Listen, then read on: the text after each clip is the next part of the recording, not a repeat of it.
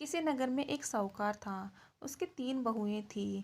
उसकी एक बहू तारा भोजन करती थी। एक दिन उसने अपनी सास को कहानी सुनने को कहा तो सास ने मना कर दिया और कहा कि मुझे अपनी पूजा करनी है।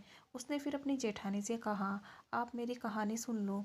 उसने भी मना करते हुए कहा कि मुझे तो अभी खाना बनाना है। उसने फिर अपनी देवरानी से कहानी सुनने को कहा तो उसने भी बहाना बना दिया कि मुझे तो बच्चों को देखना है। उसने फिर अपनी ननद को कहानी सुनने के लिए कहा तो उसने भी मना कर दिया कि मेरे ससुराल से मेरा बुलावा आ गया है और मुझे जाने की तैयारी करनी है। वह राजा के पास भी गई, मेरी कहानी आप ही सुन लो। तो राजा ने कहा कि मुझे तो व्यापार देखना है, कहानी सुनने का वक्त नहीं है।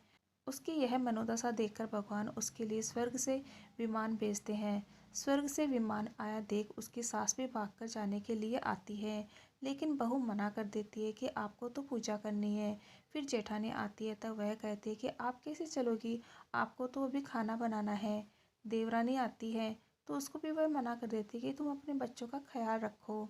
ननद आती है तो कहती है कि तुम्हें तो ससुराल जाने की तैयारी करनी है, सो तुम वह करो। राजा जी भी आते हैं, मैं चलता हूँ तुम्हारे साथ, लेकिन बहू कहती है तुम्हें तो कारोबार संभालना है, तो उसे संभालो। आखिर में पड़ोसन आती है और कहती है कि बहन मैं तुम्हारे साथ चलूँ।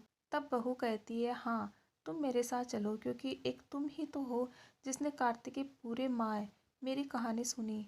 दोनों विमान में बैठकर स्वर्ग जाने लगे। तभी रास्ते में बहू को घमंड हो जाता है कि मैंने कार्तिक के पूरे माह व्रत किया और कहानी कही, इसलिए मुझे स्वर्ग का वास मिल रहा है।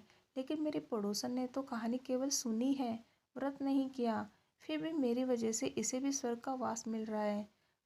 बहू यह विचार मन में सोचते जा रही थी कि अचानक भगवान ने वहीं से उसे विमान से नीचे उतार दिया।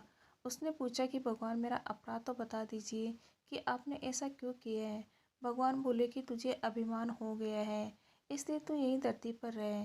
अब तू आने वाले 3 साल तक तारा भोजन व्रत करेगी, तभी तुझे स्वर्ग की प्राप्ति होगी।